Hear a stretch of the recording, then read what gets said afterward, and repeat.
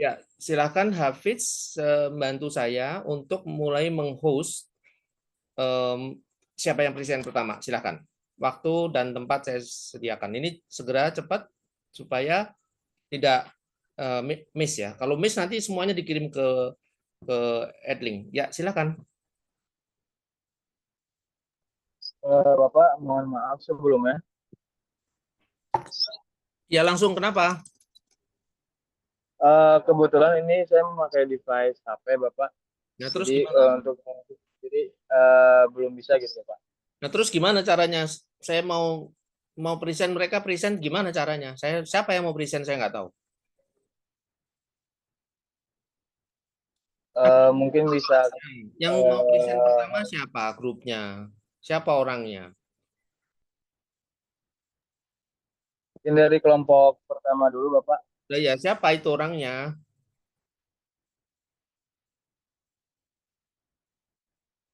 Paham nggak sih? Mau present itu orangnya siapa? S- Filenya di-share siapa orangnya? Gimana ini? Ketua kelas ngaturnya.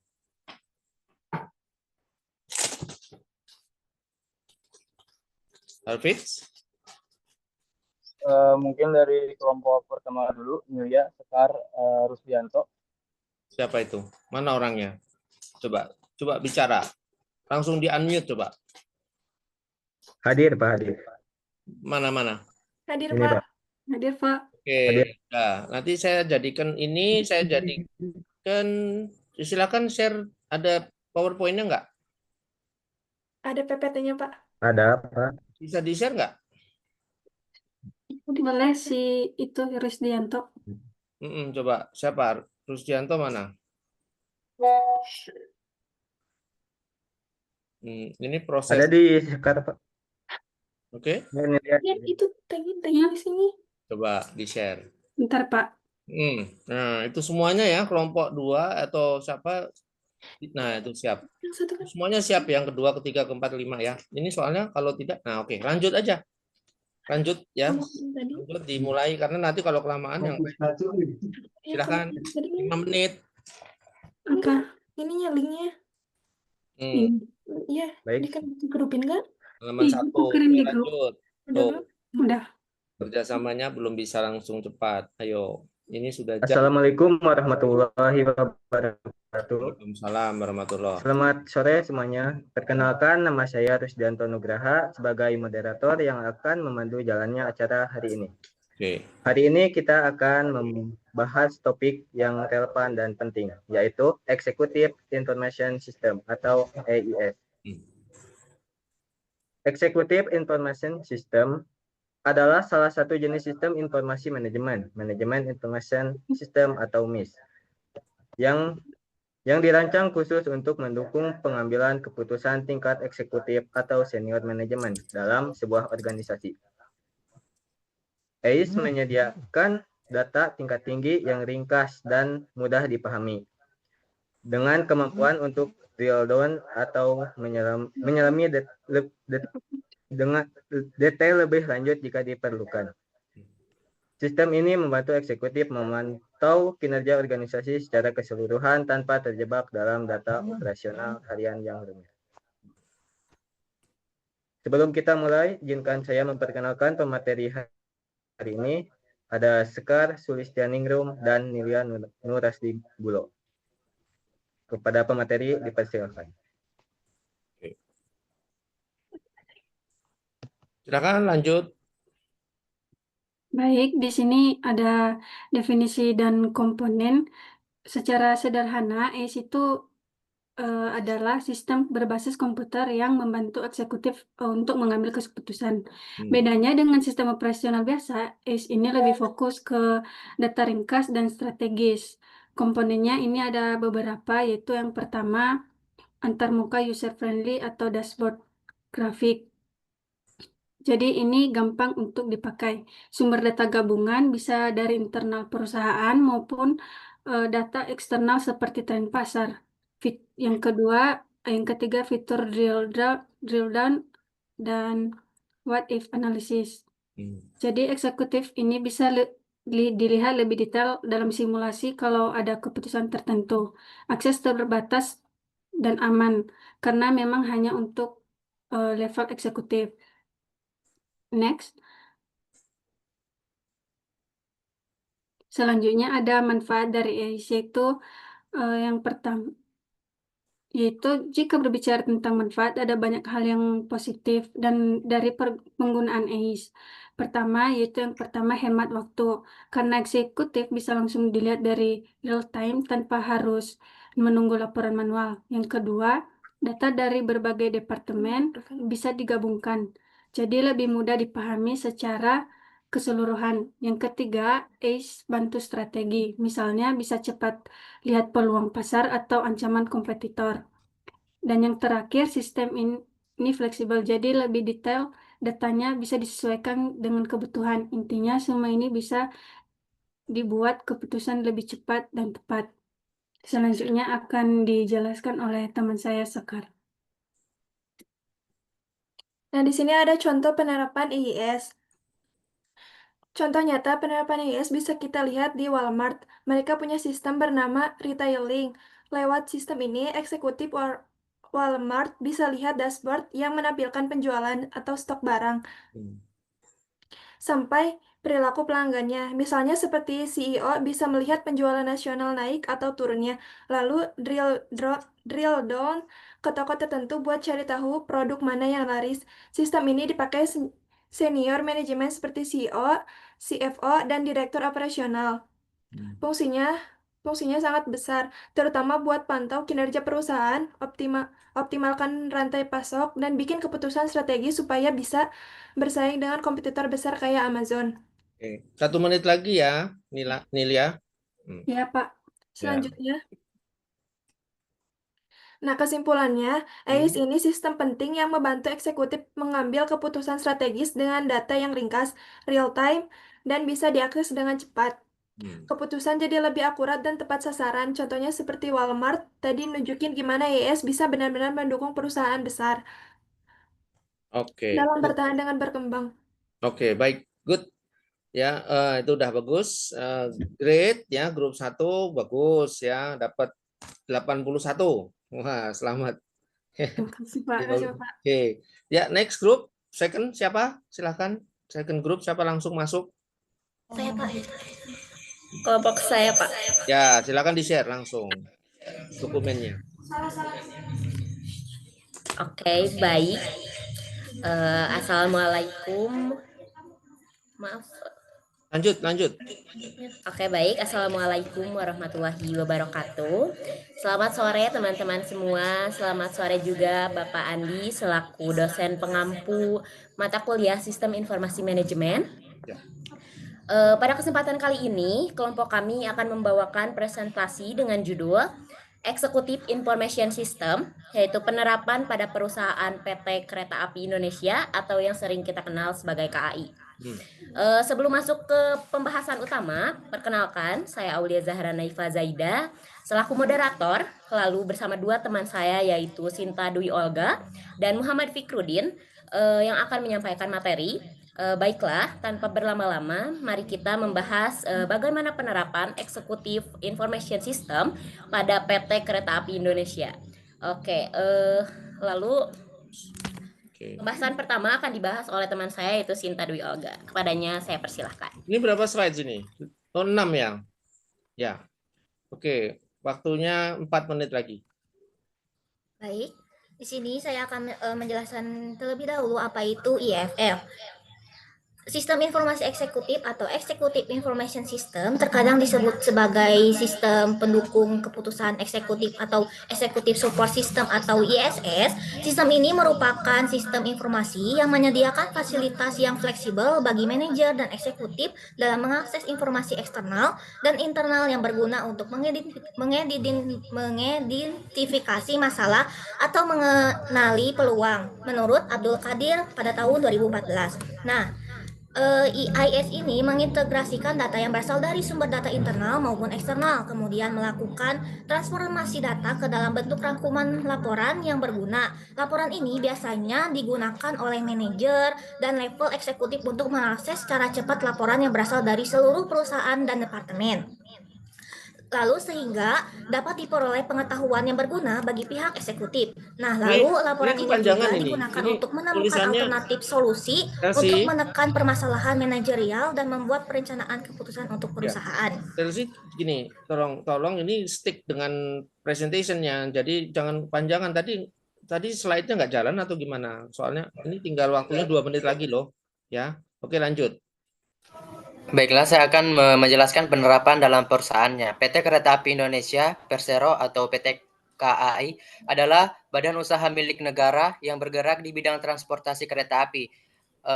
Sistem informasi eksekutif memiliki kaitan erat dengan proses bisnis pada PT Kereta Api Indonesia karena PT Kereta Api Indonesia adalah sebuah perusahaan BUMN yang bergerak di bidang transportasi kereta api yang memiliki banyak unit bisnis, cabang, dan stakeholder.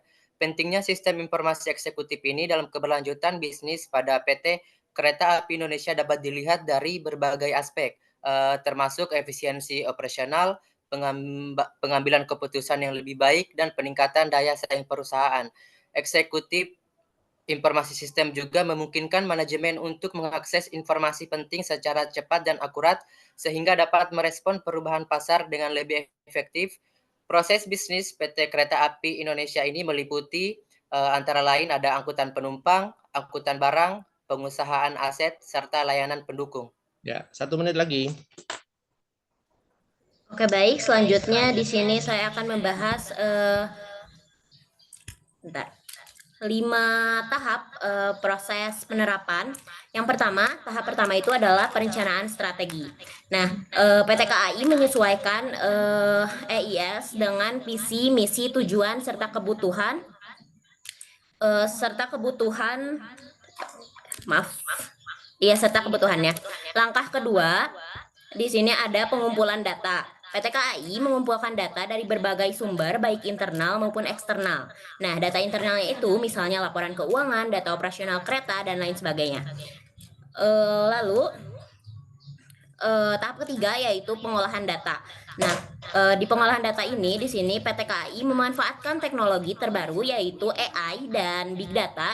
Dengan teknologi ini, data yang banyak banget bisa dianalisis untuk menemukan pola, tren, hubungan antar data, dan lain sebagainya. Lalu, tahap keempat yaitu penyajian informasi. Informasi yang sudah diolah tadi ditampilkan dengan desain antarmuka yang interaktif, mudah digunakan, dan menarik. Lalu terakhir ada tahap evaluasi dan pengembangan. Nah, di PT KAI ini secara rutin melakukan evaluasi untuk mengukur kinerja, efektivitas, dan kepuasan pengguna EIS. Lewat evaluasi ini, PT KAI bisa tahu apa saja kekurangan atau masalah yang ada di sistem dan mencari peluang untuk melakukan perbaikan. Oke. Nah, mungkin itu. Lanjut coba di slide yang berikutnya ini.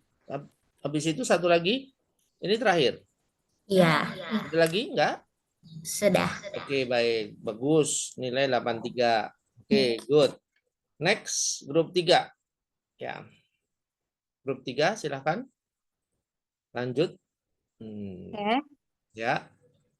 Assalamualaikum warahmatullahi wabarakatuh. Salam. Selamat sore semuanya, selamat sore Bapak dosen.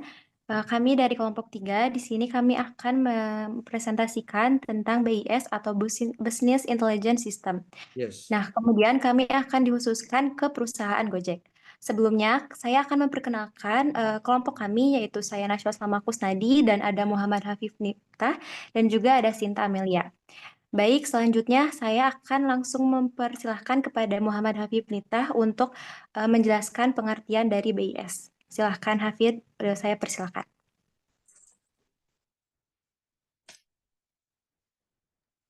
Oke, mana Hafid? Sebelumnya, apakah suara saya terdengar? Ya, terdengar walaupun jauh. Dikeraskan aja. Lanjut.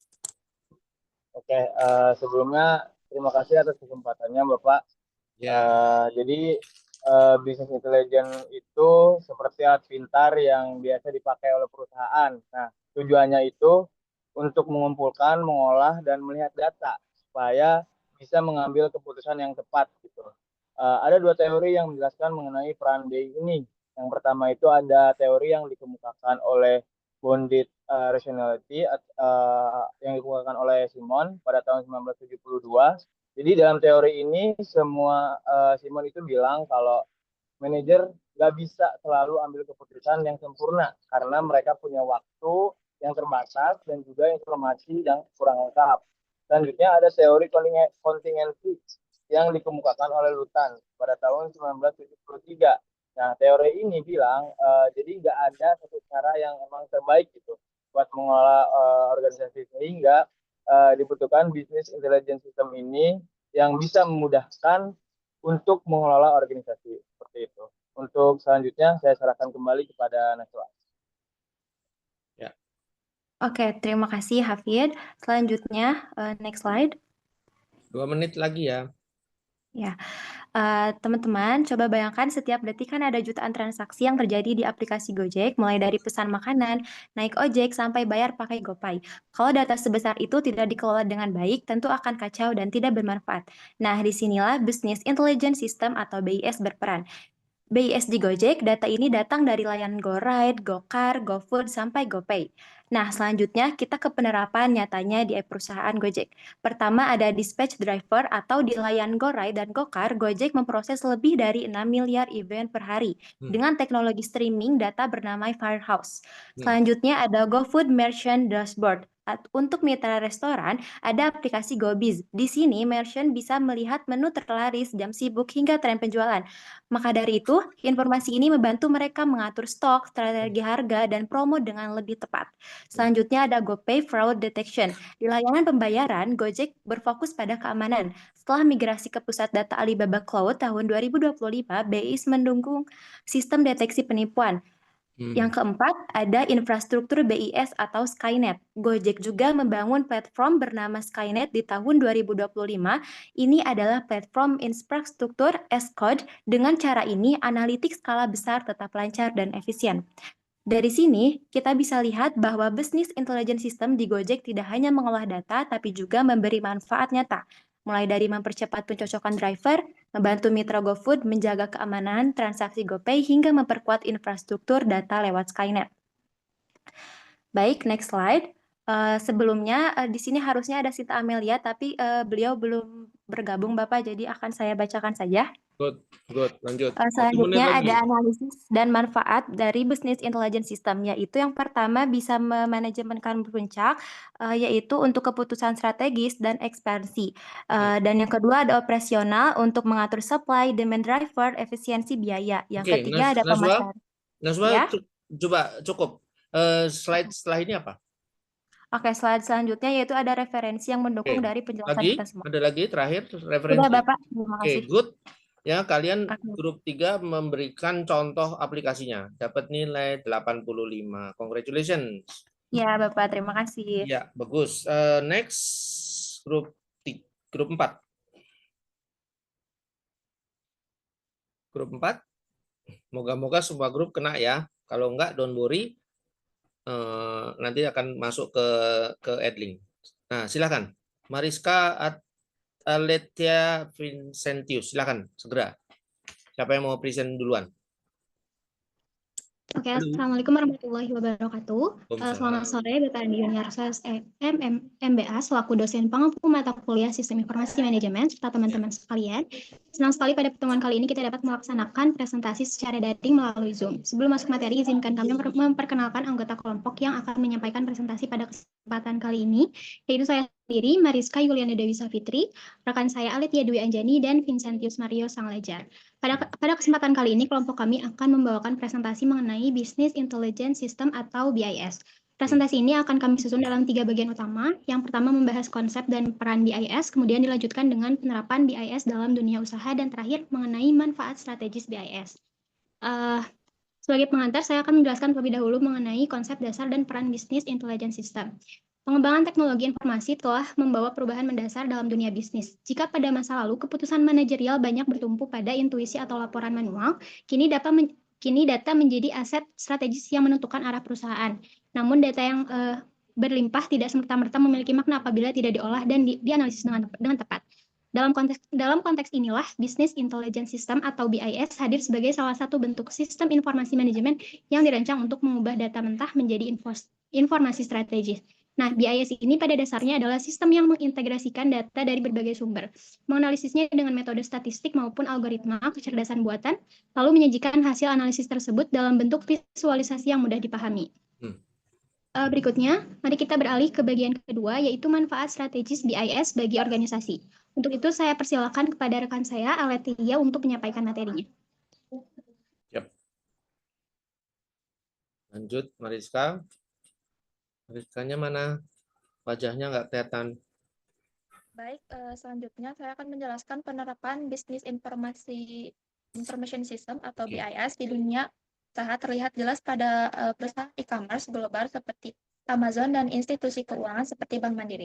Amazon menggunakan BIS untuk mengelola data transaksi dan perilaku pelanggan, menghasilkan rekomendasi produk, mengoptimalkan stok, serta membantu strategis pemasaran dan pengambilan keputusan manajerial. Sedangkan Bank Mandiri memanfaatkan BIS untuk menganalisis pola transaksi, mendeteksi penipuan, memahami preferensi nasabah, menjaga kepatuhan regulasi, dan memperkuat daya saing. Kedua contoh tersebut memperlihatkan bahwa meskipun pergerakan di sektor yang berbeda, baik Amazon maupun Bank Mandiri sama-sama menempatkan BIS sebagai pilar strategis. Amazon memanfaatkan BIS untuk mengelola hubungan dengan konsumen dan memperkuat rantai pemasok. Sementara Bank Mandiri menggunakan untuk mengelola risiko sekaligus memperluas peluang bisnis. Perbedaan konteks tersebut justru menegaskan fleksibilitas BIS yang dapat diterapkan dalam berbagai jenis organisasi. Kesamaan keduanya terletak pada fungsi fundamental, yaitu membantu data menjadi pengetahuan yang bernilai strategis dan manajerial.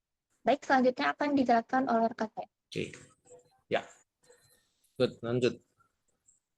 Baik, selanjutnya saya akan menjelaskan mengenai manfaat besar bagi organisasi di berbagai BIS memberikan manfaat besar bagi organisasi di berbagai sektor. Sistem ini meningkatkan efisiensi operasional. Coba dibantu itu slide-nya mana? Tadi slide-nya hilang ini. Slide-nya hilang atau gimana? Coba lanjut. Vincent lanjut. Temennya bantu kan, lain bisa bantu masukkan slide-nya. Sistem ini meningkatkan efisiensi operasional melalui optimasi analisis data, mengurangi ketergantungan pada laporan manual, serta mempercepat alur informasi. Vincent, coba kamu senyum sedikit. Senyum. Coba senyum. Nah, coba ngomongnya sambil senyum dikit gitu. Nah, biar enggak BIS juga mendukung inovasi dengan memberikan wawasan baru mengenai tren pasar dan kebutuhan pelanggan yang pada akhirnya meningkatkan organisasi merancang produk maupun layanan yang lebih relevan. Oke, 1 menit lagi. Tidak kalah penting, setiap keputusan didasarkan pada data dan objektif. Dalam jangka panjang, BIS pada akhirnya mencapai keunggulan kompetitif yang sulit disaingi oleh pendekatan internasional tradisional. Mungkin cukup sekian saja yang dapat saya jelaskan. Terima kasih. Itu udah terakhir atau gimana? Sudah? Yang slide terakhirnya itu bagian. Oke, good. Oke, baik. Kalau gitu nilai 82. Oke, good. Lanjut grup 5.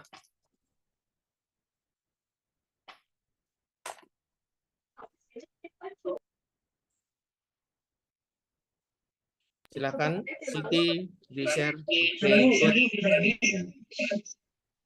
Lanjut, silakan. Baik, selanjutnya kami dari kelompok lanjut. Selamat sore. Pada kesempatan kali ini saya dan ketiga teman saya Istifa Malinandira dengan teman saya Chelsea dan Kayla akan membahas mengenai Executive Information System atau sering disingkat dengan EIS pada PT Bank Sentral Asia Tbk yang telah memanfaatkan sistem ini dalam meningkatkan layanan perbankan. Saya sebagai moderator. Ya. Lanjut. Selanjutnya akan dibahas oleh Kayla mengenai definisi dan penerapannya. Silahkan Kayla.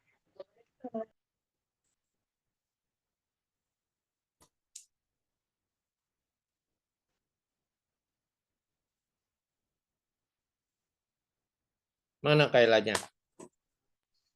Oh, di sampingnya. Iya, iya Pak. Handphonenya jangan Pengertian diputar. sistem informasi eksekutif. Sistem informasi eksekutif juga dikenal sebagai sistem informasi eksekutif atau EIS. Dalam bahasa Slide-nya. Inggris adalah salah satu sistem informasi manajemen yang dirancang untuk membantu eksekutif senior. Ya, lanjut. Belum ke share ya Pak ya, maaf. Iya, Maaf ya sebentar. istrinya ngomong terus, temennya bantu share-nya. Baik. Yang mau bicara siapa nih? Kok balik lagi? Di era persaingan perbankan yang semakin ketat dan pimpinan perusahaan yang perlu data cepat dan akurat untuk mengambil keputusan, EIS hadir sebagai solusi untuk dirancang khusus untuk manajemen puncak agar dapat memantau kinerja, resiko, dan tren bisnis secara real time. Kami, kelompok 5, membawa PT Bank Sentral Asia TBK atau sering kita kenal dengan BCA yang akan menjadi contoh perusahaan yang kami ambil untuk EIS ini. Saya serahkan kembali kepada Kaila. Bank BCA adalah PT Bank Sentral Asia TBK, sebuah bank swasta terbesar di Indonesia yang bergerak di bidang perbankan dan menyediakan berbagai layanan keuangan termasuk layanan digital melalui aplikasi seperti BCA Mobile dan Klik BCA. Bank ini didirikan sejak tahun 1957 dan dikenal sebagai salah satu pilar penting perekonomian Indonesia. Penerapan EIS pada BCA adalah dashboard eksekutif, menyajikan ringkasan data keuangan, transaksi, dan kinerja cabang. Kemudian pemantauan kinerja cabang yaitu realisasi target kredit, simpanan, dan volume transaksi.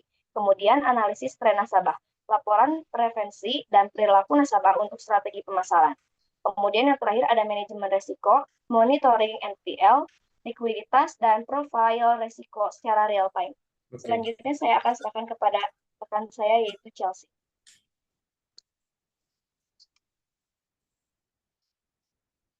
Ya, mana? Selanjutnya. Jadi di Bank Sentral Asia atau BCA itu ada 3 kelompok utama yang dipakai eksekutif informasi sistem yaitu ACE buat bantu ambil keputusan penting. Yang pertama itu direksi dan komisaris, perannya bikin keputusan besar atau strategis. Untuk penjelasannya itu orang-orang di level paling atas kayak direktur dan komisaris biasanya nggak butuh data detail. Mereka lebih sering lihat ringkasan laporan keuangan, tren pasar, sama impor risiko yang udah disajikan rapi dalam bentuk grafik atau dashboard. Dari situ mereka bisa nentuin arah bisnis, mau ekspansi kemana atau menyusun kebijakan baru.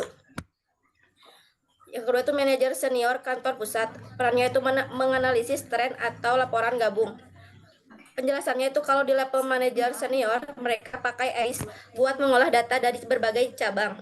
Tujuannya biar bisa bandingkan performa produk bank di tiap wilayah.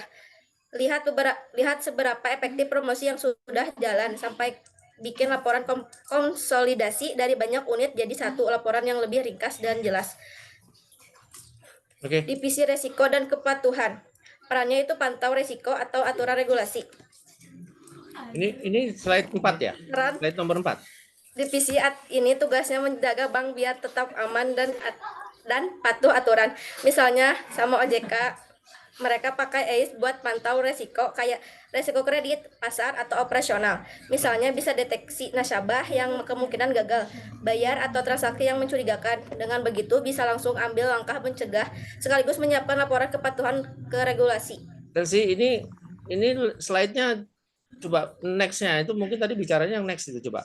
Next-nya ini. Setelah ini ada nggak? Nggak ada. Halo, Chelsea.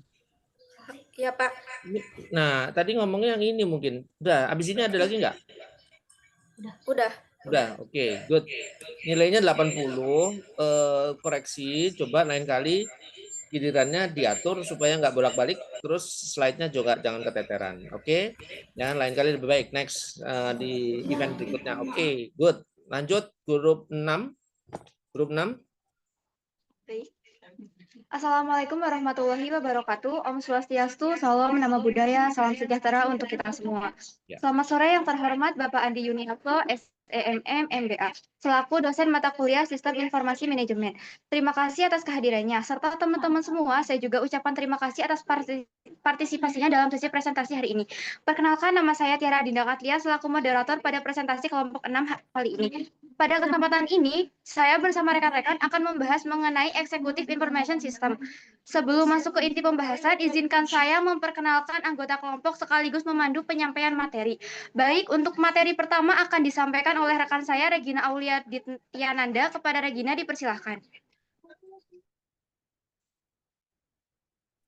Baik, terima kasih atas kesempatannya. Di sini saya akan menjelaskan definisi Executive Information System atau EIS. Jadi, Executive Information System merupakan salah satu sistem informasi manajemen yang dibuat khusus untuk mendukung para eksekutif dalam mengambil keputusan secara cepat dan tepat. Sistem ini menyediakan akses langsung ke data yang relevan dan akurat secara real time sehingga memudahkan eksekutif dalam mengenali permasalahan maupun peluang bisnis di dalam perusahaan. Kemudian kami akan melakukan ini EIS dalam perusahaan perkembangan dunia ini, contohnya di Mayora, di mana sistem informasi yang didesain khusus untuk para manajer di tingkat atas untuk mengambil keputusan strategis, termasuk diantaranya adalah bank. Yang menjadi perhatian utama dari masalah penerapan EIS adalah bagaimana para penyaji informasi memastikan bahwa informasi yang diberikan eksekutif relevan dengan keputusan strategis yang mereka buat. Selanjutnya, materi kedua akan disampaikan oleh teman saya, Mela. Oke. Baik, untuk fungsi Executive Information System, secara esensial pengguna Enterprise Information System berkaitan dengan semua proses yang dilibatkan dalam kegiatan organisasi seperti manufaktur, penjualan, pembelian, dan fungsi bisnis lainnya. Keterkaitan sistem informasi enterprise dengan proses bisnis memiliki dampak positif yang signifikan terhadap pencapaian tujuan dan target perusahaan, instansi, dan organisasi. Bisa rekan-rekan sekalian lihat pada gambar di samping, itu merupakan komponen penting dari EIS, yaitu seperti hardware, software, user interface, dan telecom capability. Oke, untuk selanjutnya materi akan disampaikan oleh rekan saya, Tiara. Tiara, 1 menit lagi ya. Baik, untuk materi ketiga akan saya sampaikan sendiri. Proses penerapan EIS. Dalam menjalankan perannya sebagai pemain utama di industri makanan dan minuman, PT Mayora Indah Tbk telah berhasil mengimplementasikan sistem informasi enterprise atau EIS khususnya melalui RAMES Mayora Media Analysis System. Baik, untuk materi yang terakhir akan disampaikan oleh rekan saya, Dina Nur Aisyah. Dipersilakan. Oke. Yang terakhir, kita tahu bahwa PT Mayora ini adalah PT yang sangat besar, jadi harus mengelola produksi, distribusi, hingga pemasaran. PT Mayora ini menerapkan sistem EIS dengan terstruktur. Yang pertama dari penilaian kebutuhan bisnis sebagai dasar sistem. Yang kedua, perencanaan strategis mencakup tujuan, anggaran, sumber daya, dan jadwal. Yang ketiga, pemilihan vendor atau platform yang sesuai. Dina, udah cukup. Ini soalnya waktunya tinggal 5 menit. Oke, cukup, bagus ya. Berapa orang yang present? 4 orang ya? Iya, Bapak, 4 orang. Oke, ya udah, good. Dapat nilai 81 ya, 81. Oke. Bagus. Selanjutnya yang terakhir, 7. Udah bagus. Oke, good. Cuman 6 kelompok, Bapak. Hah? Cuma 6 kelompok. Oh, ya udah, kalau gitu dilanjut. Kalau gitu dilanjut aja yang terakhir tadi. Baik. Teman-teman semua, karena keterbatasan waktu pada sesi kali ini, maka tidak ada tanya jawab. Namun, apabila ada hal yang ingin didiskusikan lebih lanjut, bisa kita bahas di luar sesi presentasi. Terima kasih kepada para pemateri, teman-teman yang sudah berpartisipasi, dan tentunya Bapak dosen yang telah mendampingi jalannya presentasi. Semoga materi yang kami sampaikan hari ini bermanfaat. Wassalamualaikum warahmatullahi wabarakatuh. Om Santi Santi Om. Namo Buddhaya. Terima kasih. Ya. Baik, kalau gitu ya, ini selamat ya grup Zoom pertama ini, Zoom 2 bagi kelas AK24T ya, sampai Tiaranya begitu perasaan ya, sampai mau nangis. Luar biasa Tiara. Ya, lain kali lebih kalem Tiara. Oke. Good, semuanya dapat nilai di atas 80. Ada satu yang 80 ya, karena tadi agak ada yang bolak-balik, kameranya miring dan segala macam. Nah, itu nggak apa-apa, ini kan Bapak, maaf. Apa tuh? Soalnya semuanya yang handle laptop ini Bapak cuma 1. Oh iya, it's okay, don't worry, no problem. Jadi yang kelompok 5 agak nggak apa-apa. Oke, semuanya yang penting kamu dapat nilai 80. Kalau saya kasih 70 nanti repot. Oke. Ya udah, next time lebih bagus ya, bagus. Yang penting ini baru satu di antara berapa belas kita, 15 kali Zoom. Zoom, 15 kali sesi ya. Oke, 14 sorry, 2 kali UAS dan UTS. Oke, moga-moga yang penting ilmunya dapat. Ya, nilai itu boleh C tapi hati-hati. Kalau C nanti yang dapat beasiswa bisa ditutup. Nah, kalian yang penting ilmunya masuk di kepala supaya kalau kalian kerja atau usaha itu mantep. Nah, itu yang penting ilmunya. Nah, nilai nomor 2 bagi saya ya. Bagi saya nilai nomor 2. Cuma nanti hati-hati kalau masuk kerjaan kan dia lihat IP-nya. Nah, gitu ya. Bagus. Secara garis besar kalian sudah bagus. Yang paling hari ini G3 paling tinggi nilainya karena aplikasinya bagus. Aplikasinya disebut. Nah, itu bagus ya. Yang lain mencontoh. Oke, terima kasih dari saya. Terima kasih semuanya ya, Hafiz dan semua member kelas AK 24E-nya. Great. Oke, kita foto dulu bareng. Ini mana nih galeri? Oke, galeri satu tangannya begini boleh. 1, 2, 3. Oke. Terima kasih. Assalamualaikum warahmatullahi wabarakatuh. Takutnya Bapak mau tahu. Waalaikumsalam warahmatullahi wabarakatuh. Nanti Bapak. Ya, nanti Bapak. Videonya diviralkan ya. Jangan lupa videonya diviralkan. Dadah Bapak. Dadah Bapak. Ya. Ayo yang benar itu Rusdianto. Ayo jangan norak loh. Ini nanti ini ke YouTube ini. Jangan norak ya. Nanti. Maaf Pak. Ya harus profesional. Nah, itu ada yang pakai singlet. Lain kali nggak boleh pakai singlet. Oke, baik. Waalaikumsalam.